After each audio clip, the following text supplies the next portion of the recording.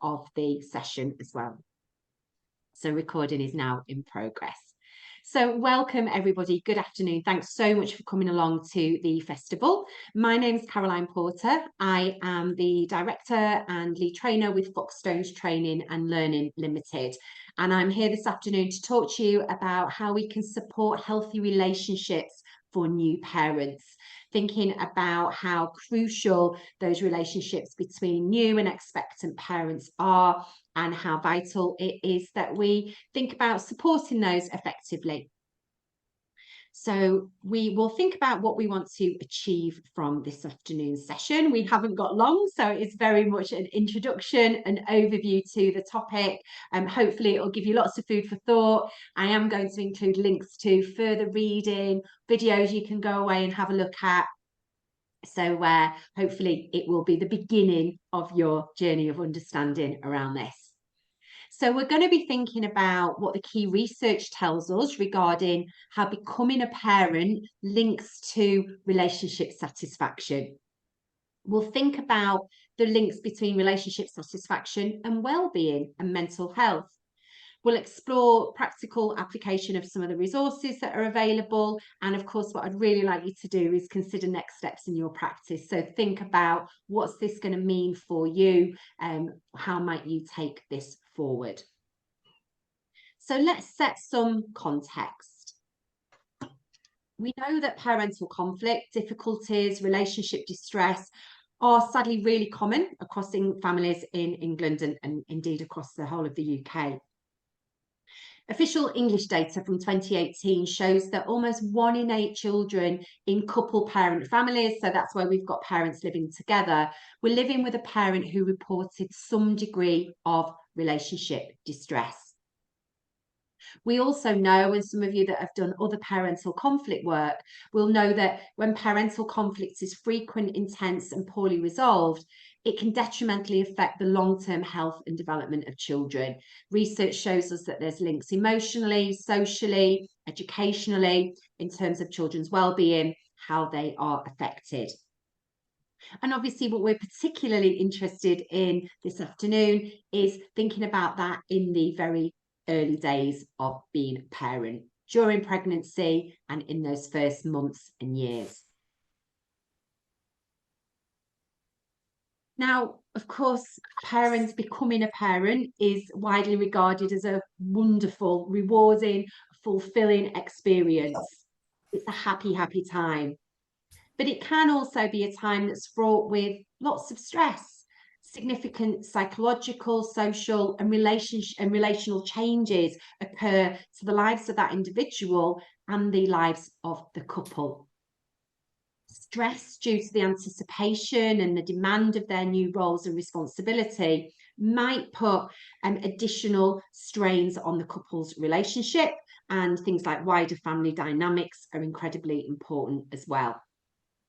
And evidence from a range of international studies suggests that parenting stress during that prenatal period and the first few years after birth can have links predicting depression and a decline in kind of couple or marriage satisfaction, which in turn were associated with more parental conflict and less cooperative co-parenting. So we're thinking about all of those things that parents may be experiencing in those early days. What do we mean by a new parent? Foundations, What Works for Children and Families, who have produced an excellent document about parental conflict and new parents, which I will share with you in the links. They define new parents as carers as being any parent or carer, biological or fostering, in that first 5 years of a child's life. So we are thinking about those very, very early days, but we're also thinking about the months, the years into the child's 5th birthday. Crucially, when we're thinking about new parents and how they're impacted, we are thinking about first-time parents and carers, but we are also thinking about those parents and carers who already have a child or have children. And of course, sometimes that might be that they already have a child together. Sometimes that might be that they have children from previous relationships. The importance of that first 5 years is it's in consideration of the really marked development that children undergo during the first few years of their life, as well as it being a real kind of developmental trajectory during that period. So what might some of the challenges be at this stage? Well, evidence from both the UK and overseas studies suggests that that transition to parenthood can negatively impact the quality of the parental relationship.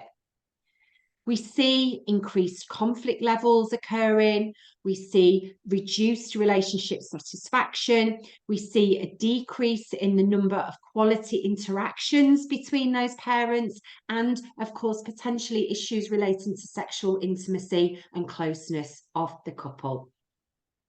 And this is true of both men and women. A UK-based study found both mothers and fathers experienced a similar decline in their level of relationship satisfaction across that transition to parenthood.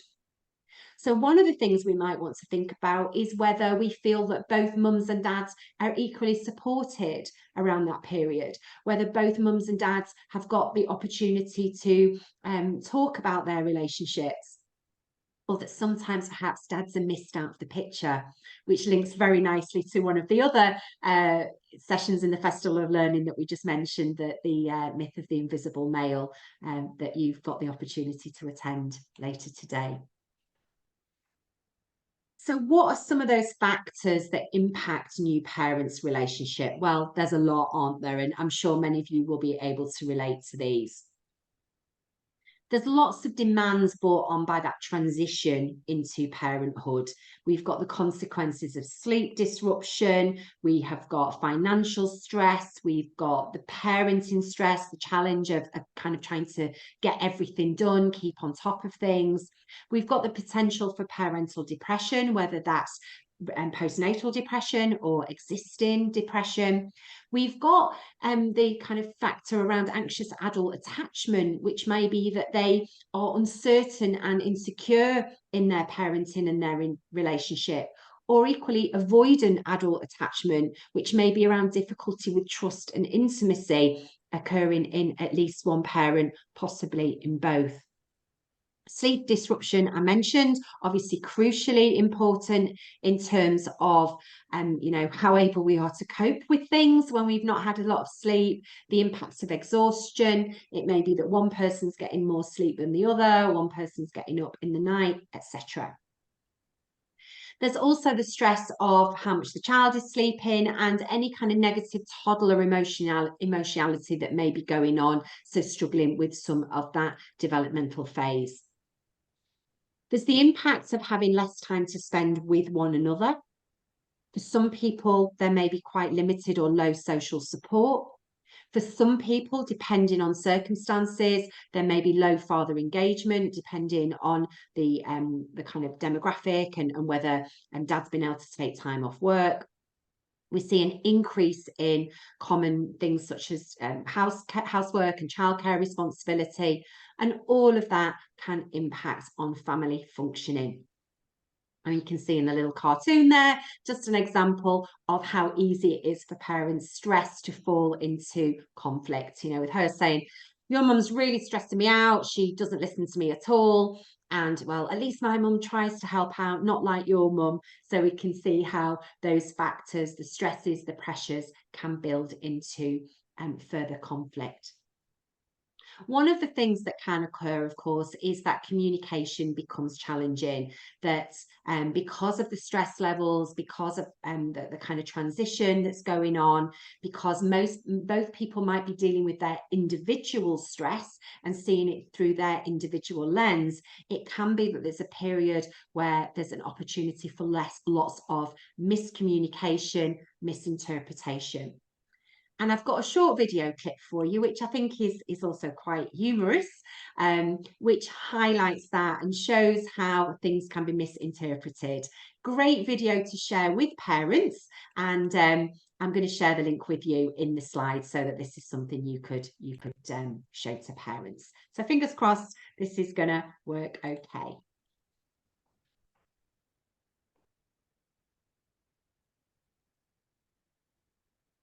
Bear with me one sec.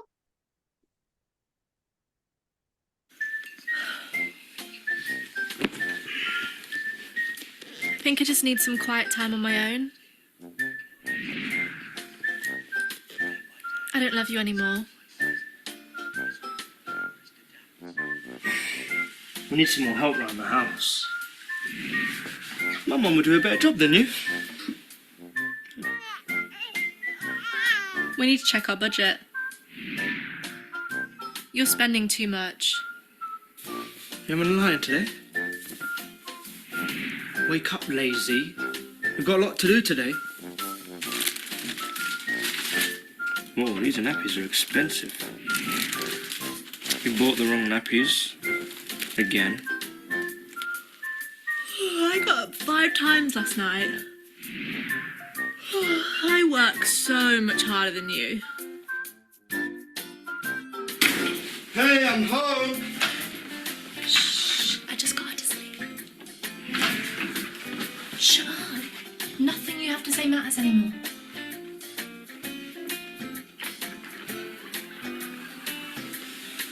You look tired. You look awful.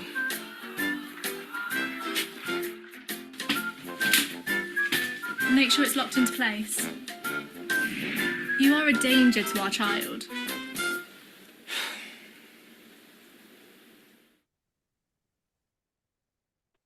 Hopefully that played okay for you, and as I say, quite a light-hearted but very relatable sort of introduction to some of the challenges that can arise for parents in those early stages. Lots of stress, lots going on, perhaps not the same degree of opportunity to sort of chat to one another, playing it again, focus on one another, and miscommunication can occur. Want to talk a little bit about mental health and postnatal depression and how relevant this is in those early stages and how it can impact on parental relationships. There's been several reviews taken place, and this research comes from a systematic review of over 17 studies, all of which suggest that parental conflict during pregnancy is linked to both higher risk of both mums and dads developing postnatal depression. We see that it is quite common in relationships. Postnatal depression affects around 1 in 10 women, and as I said, it can also affect dads and male partners as well. And the evidence does suggest a two-way relationship between the postnatal depression and the parental mental health. So one influencing the other, and that one influencing the other way as well. And postnatal depression, really importantly, has been linked to a breakdown of interpersonal relationships and can be characterized by emotions such as anger, mistrust, emotional detachment, reduced nurturing, and even intimate partner violence. And the breakdown of interpersonal relationships can then further entrench negative emotions that are triggered by postnatal depression. So we see those links, we see that correlation going on. There is further evidence that shows that the onset of postnatal depression is linked to a negative impact on relationship satisfaction, which sadly can ultimately lead to divorce or separation. So that correlation has been shown to be kind of damaging over time. Parental conflicts can also, and low relationship satisfaction can also have a wide range of impacts on other parts of their parenting experience. So, for example, we see links between parental conflict and decreased parental efficacy. And what that's about is how kind of able they are. So it's their belief in themselves, their belief in their ability to parent their child successfully. It's their kind of confidence levels. It's their, yes, we can do this, we've got this. And we know that that makes a huge, huge difference with mums and equally with dads. Really interesting studies with dads about one of the greatest predictors of how involved a dad is in his child's life is how confident he feels to parent effectively. So really important that we think about that. We also see links between relationship satisfaction or dissatisfaction, as it might be, and low breastfeeding rates within new mums. We see links with greater emotional withdrawal behaviour in the parent-infant interactions. So where there is a poor or distressed relationship between parents, it rubs off on the type of emotional relationship that they will develop with their new child. We also see parental conflict and low relationship satisfaction having an impact on how much cooperative co-parenting takes place. So this is the extent to which parents respect and support one another's parenting efforts. And what we see, one of the research elements that comes out is that we see mums offering less support father's parenting contribution, and therefore fathers offering less contribution. So I'm all sure you could all picture the scene, men kind of feeling like they're not doing it right, that they're being criticised, and just thinking, well, do you know what, I won't bother. It's easier to let her get on with it. And then the vicious cycle of, well, you don't do anything, and so on and so forth. So we see as a result, lower father involvement in parenting and in co-parenting. We also see a higher rate of competitive co-parenting, and that's defined as efforts are made to kind of intrude upon or undermine the other parent's interactions with the child. So competing when giving instructions or criticising the other parent in the presence of the child, all of which, of course, is really unhelpful. So we see just how much the satisfaction, the quality of their relationship impacts on a wide range of outcomes. I've mentioned a few times about our work with dads, the importance of involving dads, the importance of dads feeling valued, thinking about their confidence as well. Mentioned already, you've got the Invisible Males session later today.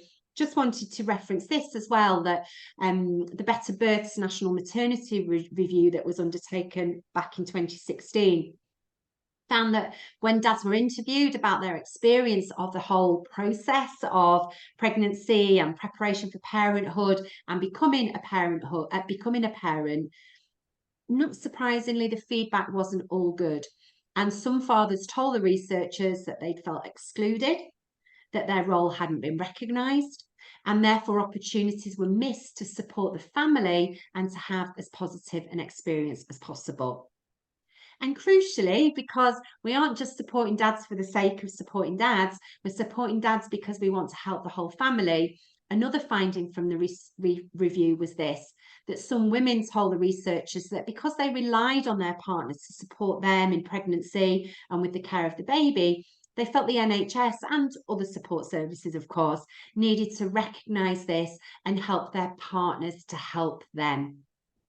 So by supporting dads, by including them, by boosting their confidence, by talking to them about their role as fathers, we not only help and promote dads to have the best possible experience, we also hopefully ensure that women are really well supported by their partners as well. So we need to think about our role in building relationships through pregnancy, through those early years, with mums, of course, and also with our dads. Interestingly, when we are talking about the experience of new parents, we are not just talking about the first child, the only child. We know that just like with the arrival of that first baby, the arrival of the second child is also a period of transition for parental relationships. It's also really, really important. And evidence research that's been undertaken has found that amongst these couples who have just, welcomed their second child, there is the potential for marital interaction, destructive communication, and the importance of what level of social support they've got, the importance of us understanding what existing vulnerabilities there might be, such as depression, etc. All of those will influence those patterns of marital change. Now, in that research, they talk about marital change. Clearly, we're not just talking about those who are married. It's just used as a term for those who are in couple relationships.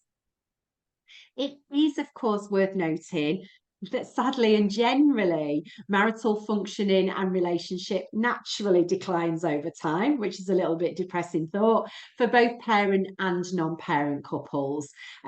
This suggests that to some degree, it's the passing of time within a relationship rather than the arrival of a new baby, which might in some way contribute to the decline in relationship quality among new parents. So there's, different research captures different things.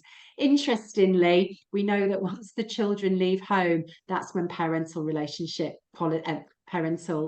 relationship satisfaction and quality tends to start to go up again. So if we've survived that long, our relationships tend to then take an upward trajectory. What does this mean for children? Why does all of this matter? So there's evidence that parental conflicts or distressed relationship between new parents during that prenatal and postnatal phase does, of course, inevitably have an impact on a wide range of family and child outcomes. Prenatal parental conflict has been linked with both conduct and emotional problems, which remain apparent after birth. And in a quite large UK-based longitudinal study, so that was done over time, prenatal parental conflict was associated with conduct and emotional outcomes at 42 months old, and also predicted later conduct difficulties as well.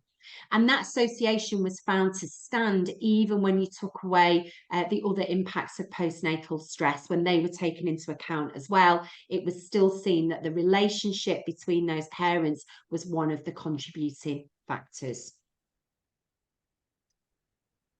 Well, the studies, UK and international studies, show that parental conflict can negatively impact adaptive emotional regulations and internalizing problems in children from the age of 2 years old.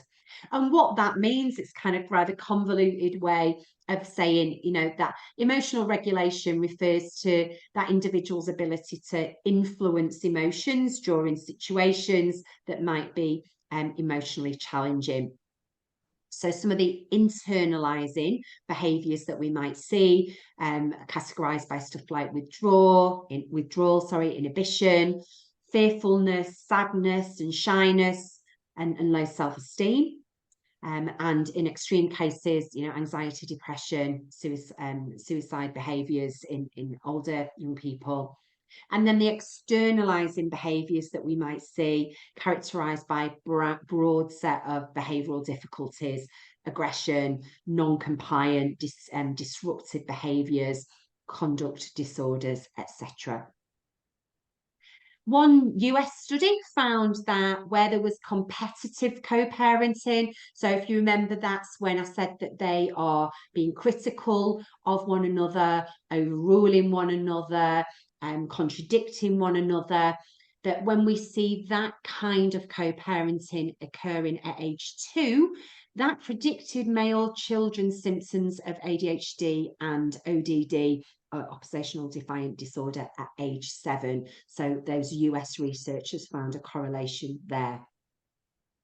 And in support of these findings on conduct problems, a study found that prenatal conflict helps to explain the relationship between dad's mental distress and hitting behaviour when the child is 5 years old. So again, thinking about the style of parenting and the kind of way that is being managed, that the child's behaviour is managed, again potentially impacted by the quality and nature of that couple or co-parent relationship.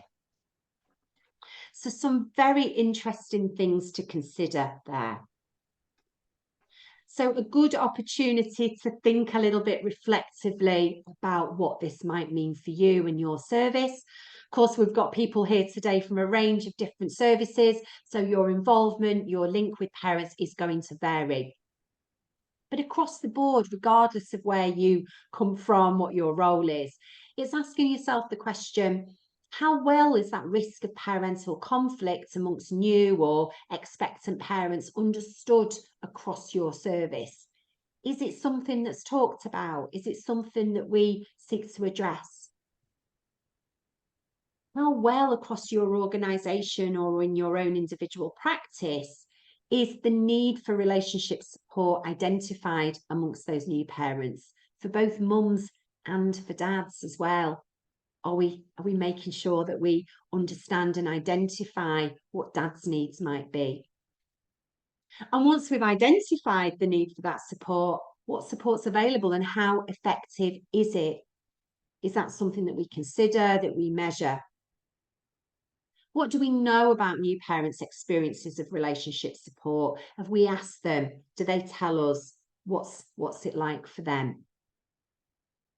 So hopefully from this workshop, there's some of the questions that you could go away and think about, consider, perhaps discuss with wider members of your team. Some more questions. What about our second-time parents? How well is the need for their relationship support identified? And how effective is the relationship support that we offer?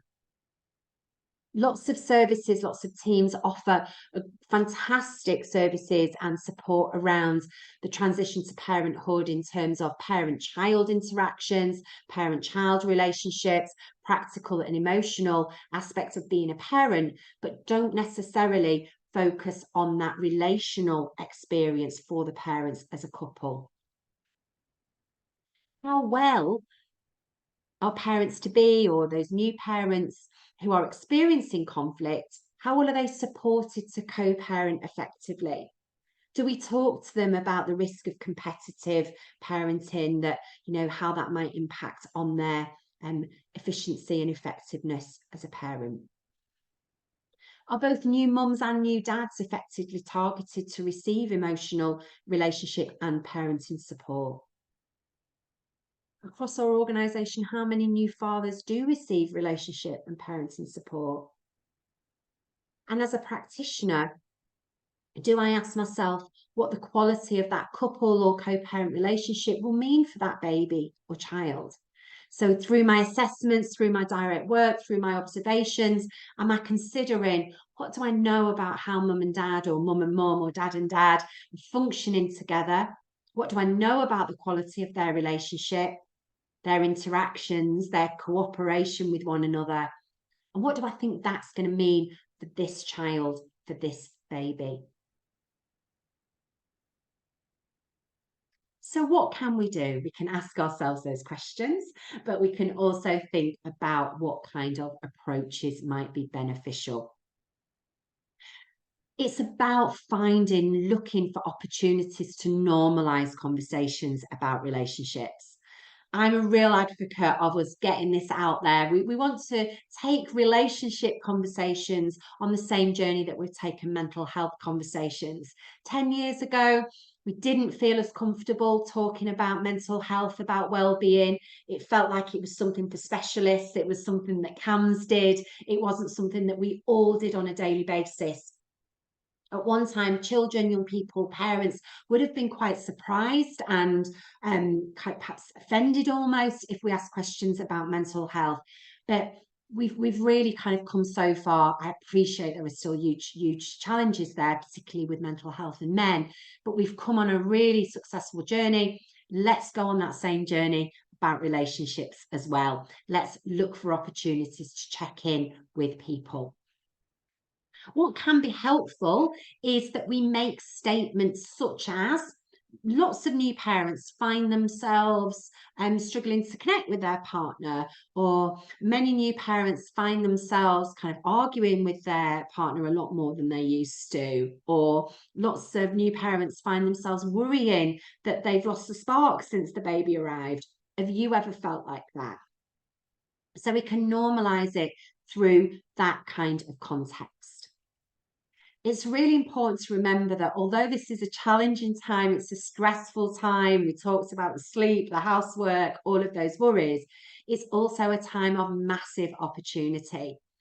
The arrival of a new baby often means that parents' motivation to do things right is higher than it ever is, because they are so committed to wanting to get it right for their new child. So there's a real chance to intervene early, strengthen that parental relationship, and make a real difference potentially to the family's outcomes. So we can talk about relationships. We also know that it's helpful to have conversations about well-being, checking in with them. How are you doing? How are you feeling? You know, gosh, it sounds really stressful. What's that been like for you? What are the things that are getting you down? What are the things that are working well? What are the things that you're finding overwhelming? Are there things that you're kind of really struggling with? All of those questions to mums and dads, and making sure that we hear dad's voice as well. Generally in our practice, we want to think beyond domestic abuse. Obviously, we need to think about domestic abuse, of course, but we need to think beyond that as well. So traditionally, one of the questions that we have asked, particularly in antenatally and postnatally, is, you know, is this a relationship where there is domestic abuse? And it's important that we continue to ask ourselves that question, but we want to think beyond that. Just like I said in the previous slide, we want to think, what do I know about this relationship? How would I describe the quality of this relationship? Even if it isn't a domestically abusive relationship, is it a distressed relationship? Is it a positive, cooperative relationship? Be curious, explore what you know. Of course, what helps is identifying support networks as well, looking who else is on the scene, who can provide that input and support, perhaps to give them a break so that they can spend some time together, perhaps somebody to just do some of the mundane tasks to kind of take the pressure off them. But when we're identifying our support networks, it's important that we understand how those people fit in that network. If actually there are wider family members with whom the relationship with one member of the couple isn't particularly positive, there might be wider family members who are inclined to take sides and not be particularly even-handed in their approach, then it's important that we take that into account as well, because of course there's potential for exacerbating that conflict. We want to talk about communication, hence I showed you the video with the, you know, what you say and what I hear. And talk to parents about how challenging communication can be, particularly when we're under a lot of stress. Do they feel that they communicate effectively with one another? What are the challenges of communication? Talk about sleep loss. Talk about not just whether the child is sleeping well or not and how many times they're up, but what's that like for you? What's that like for both of you? What's that meaning if you're not getting, you know, our bed's not our bed is one of the phrases we hear quite a lot. Child sleeping in bed with them, or they're having to go and sleep with the child, or one parent sleeping in a separate room because they've got to be up early for work. All of those things can have an impact on the relationship. So let's talk about those. Let's normalize that conversation. And as like a stuck record, I keep saying, involve both parents. We need to start this as early as we possibly can. So ideally, it's great to start to have these conversations before the baby arrives. We know how kind of high, what a high percentage of new parents struggle with their couple relationship when the baby arrives. Statistics, it varies from study to study, but it's in the region of 60% of new parents say that the arrival of their baby had a negative or a detrimental impact on their relationship with one another. So if we know that, let's not scare them, not tell them how awful it's going to be, but start that conversation early. Ask parents to think about, to talk about how they think or expect their relationship with one another might change when baby arrives. How might that change their lives and their relationship with one another? Have they thought about that? How are they going to prepare for that? What might some of the challenges be? How might they overcome those challenges, and who can they rely on? Who's their support network going to be? A really lovely opportunity to have conversations around things like this. What would they like their new baby's experience of their relationship to be? Talk to them about baby brain development and how that can be so impacted by parents' communication and interactions. We know that you know, babies will have a physical response to hostile exchanges between parents, that we see babies as young as 6 months having increased heart rate, more irritability if they are overhearing or being exposed to parents having hostile and uncomfortable conversations. Ask them to think about when their child grows up, how would they like the child to remember and describe their parents' relationship? If they got asked at 18 or 25, what was your parents' relationship like when you were a little league? What do the parents hope that that child might say? Help them as well to reflect on the fact that they'll both have different ideas and views about how to raise a child. Of course they will, because they're different people and they're coming from different lived experiences. But it's really good to talk about those early and to recognize where those ideas have come from. That, you know, well, I feel really strongly that this matters to me, either because that's how my parents did it or that's how my parents did it, and I absolutely don't want to do the same thing. So think about those opportunities for conversation and discussion. On a practical level, there are some really great resources out there, one of which is this. Some of you may have come across it already. This is the Baby Buddy app by Best Beginnings, and it is a kind of parenting child development app with lots of information and videos and stuff around pregnancy, childbirth, weaning, etc. All the stuff that you would expect to see. But also within there, unlike a lot of other kind of new parent apps, is a fantastic section on you and your partner. So there's a whole range of little videos and inputs and kind of discussion things talking about just that, how we prepare for how our relationship is going to be impacted. And I want to share one of those videos with you, just to give you a taste for that. So it's only a short clip, and this is called Stages of the Relationship. And this is one of the videos you'll find on the Baby Buddy app.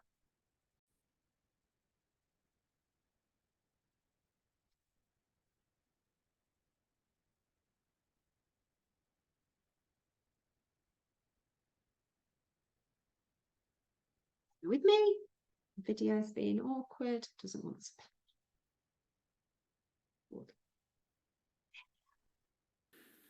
When you're in a long-term relationship, you and your partner are likely to go through a number of stages.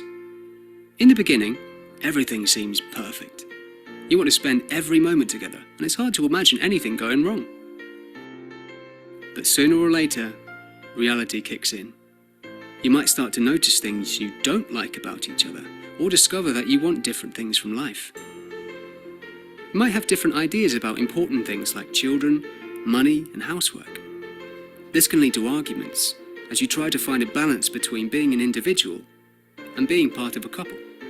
At this stage, you may need extra support to help you work things out. When you get through this stage, you might need to spend some time focusing on yourselves as individuals, reconnecting with your hopes and dreams. This can make you feel less connected with your partner, as if you're drifting apart. But if you can learn to understand each other better, you may start to see your differences as a strength. When you can both feel loved and respected by each other, warts and all, you'll be able to find a balance between having your own lives and feeling connected as a couple. As you go through life, you might move up and down these stages, and you won't always be at the same stage as each other.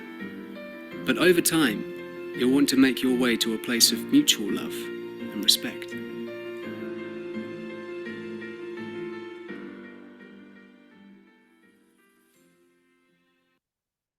There we go. So that's just one example of the videos that can be found within the Baby Buddy app. I have included links to those videos in the PowerPoint that you will get. So you'll be able to find that again and have another look in your own time.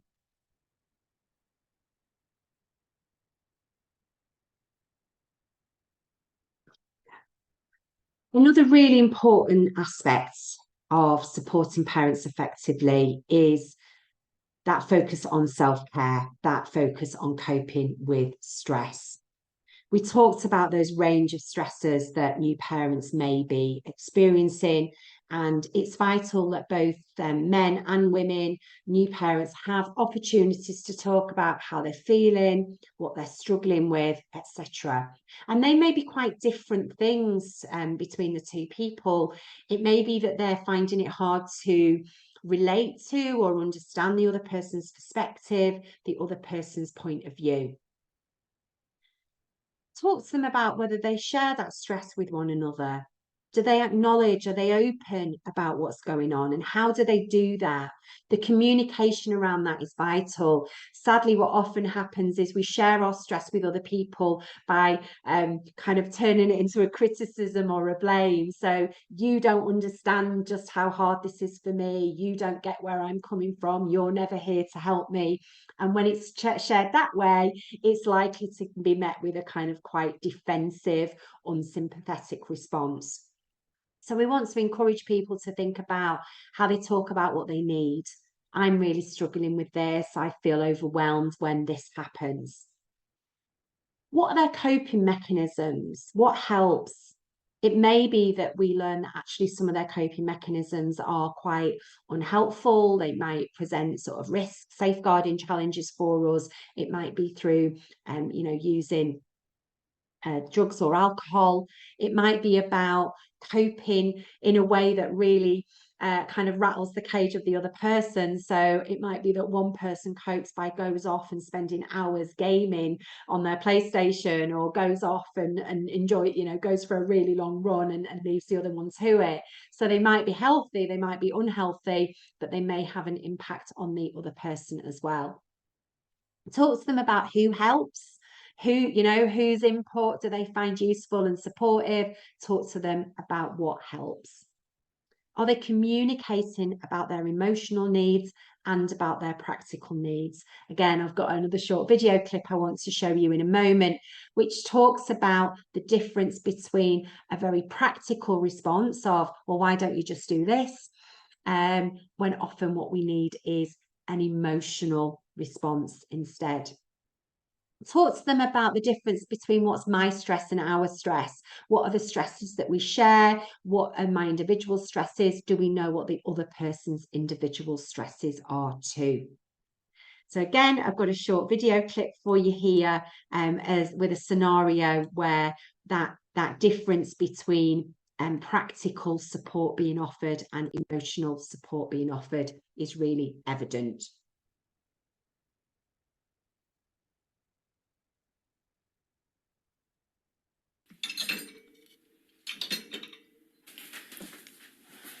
How was Amber? I didn't go. I cancelled. Thought you were looking forward to seeing her. I was. I feel like I never get to see my friends anymore. Then why cancel? Because after taking Luna out shopping, I couldn't face going back again. It took us an hour to leave the house, and she was fussing the whole time, so I just decided to do the shopping and come home.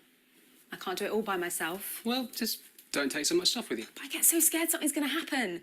And then I was so stressed that I forgot half the shopping. It took me ages to get back to normal. So I just texted Amber and said I can't make it. I'll tell you what, I'll give my mum a call, get her to come over tomorrow and help. No, wait. Hi, Mum. Yeah, good, thanks. Are you free tomorrow?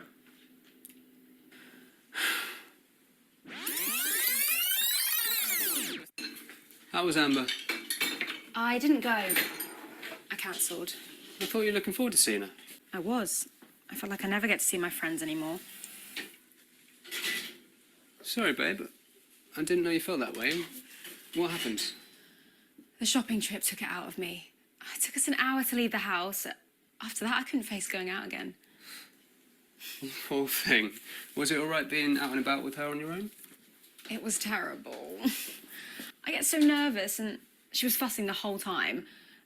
I felt like everyone was judging me, so I just went home. Oh, love. What were you nervous about?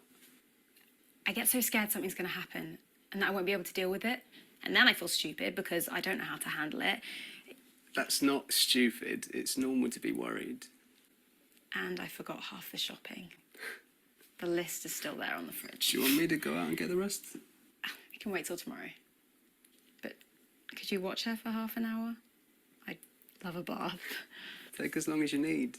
And next time that you want to meet a friend, text me the list. Let me deal with that. Thank you. I really like bath.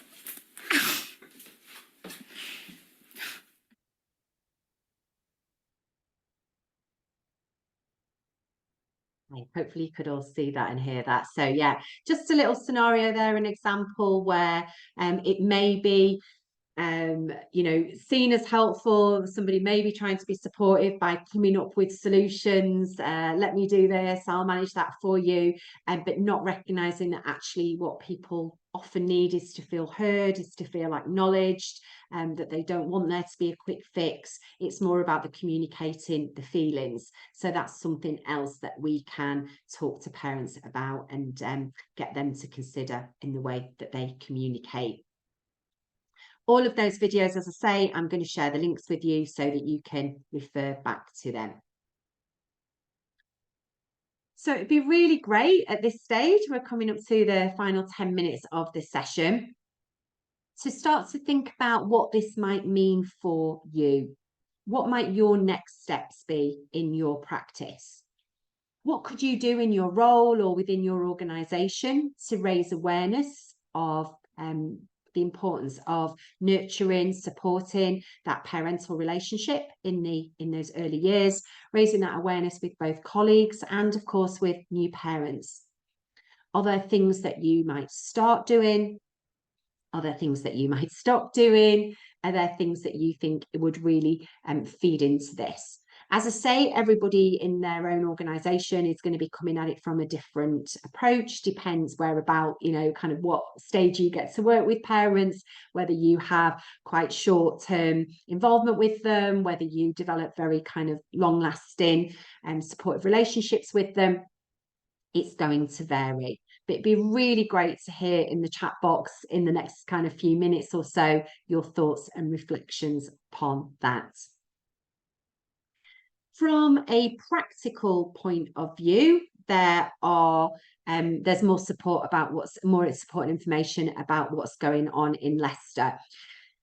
If you click onto this link, family support /parents /relationships matter, you will find information about other training and support and programmes that are taking place in Leicester to support both professionals and parents to manage this situation. So do take a look at that link. When I send you the slides, you'll get these as a PDF, but you'll be able to click on that link and have a look. I'm also, just while we're coming to the end of the session, going to take the opportunity to pop the link to the feedback form in the chat. Not that I want you to all disappear just yet, but it's there so that you can start thinking about what you might want to include. Bear with me one sec. I'm going to pop that in there. Oops, it's not letting me put it in the chat. Try that again at the moment. I'll come to that in a sec. I've also included in the slides lots of links to really helpful national support websites and organisations. Click Relationships, the one at the top, is absolutely fantastic. It is a really great website for all things relationships. It's got evidence-based research information. It's got a professionally led listening room where people can go and talk to a professional listener and offload. There's a moderated forum where people can go in and talk about some of their relationship problems. As I say, it's moderated, so it means that, it doesn't become a toxic environment. There's the opportunity for quite interactive learning, for individual goal setting. There's kind of quizzes, there's videos, there's all sorts of stuff. And it's produced by 1+1, who are an organisation with a multitude of experience around relationships. You've also got the Family Lives website, which is a great website. Again, all things to do with children and families, child development, etc. Also has a good section on relationship support. Gingerbread is really useful for those parents who have separated. So if we have got parents who are struggling with the practicalities of adjusting to being a single parent, dealing with the breakup, they can get kind of practical support and advice there, which might help to manage some of their stress.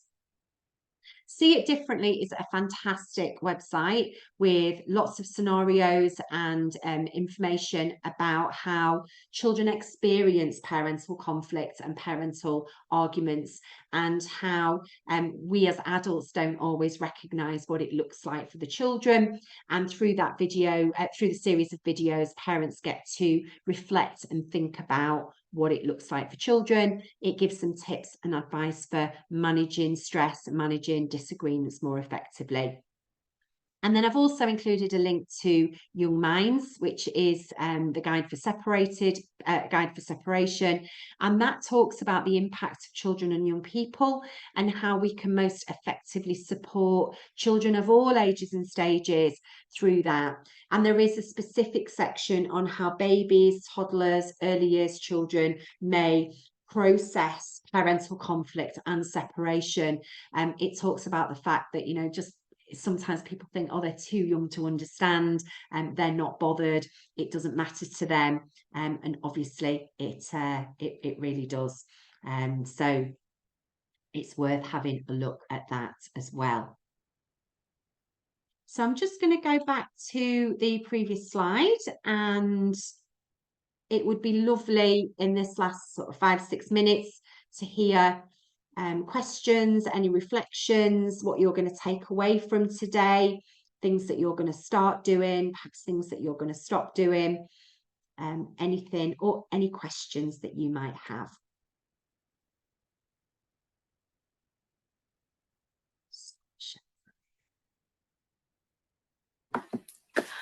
I just wanted to say, hi, I just wanted to say I found it really useful. I think just also because I'm a health visitor and we mainly focus on mum and baby. We do, because we only have access to mum's record, not dad's record. So Yes. Sometimes we do sort of not exclude dad out, but I think we're so focused on mum and her health and well-being and her maternal health. We kind of don't ask about dad, or dad's not even in the conversation, or he's not there. So I think now when I'm doing sort of the contacts, I'm sort of going to sort of change my practice and ask, perhaps, how are you both, or, dad, who to contact, or, just I think how I'm going to phrase things differently now, and sort of instead of focusing on mom, focus on both, which I should have been doing at the start, but I think now look how attending this session made me realize how to do it in a way. But yeah, no, thank you. I found it really useful. Thank you. That's great. Thank you. And that's wonderful feedback. Thank you for being so honest as well, that you've recognised that there's things that, yeah, maybe I should have been doing that and I haven't, but it's never too late to start. So that's brilliant. Thank you so much. Thank you.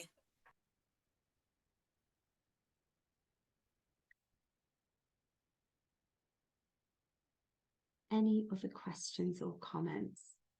I'm just going to stop the recording now because that's it's preventing me from putting things in the chat box.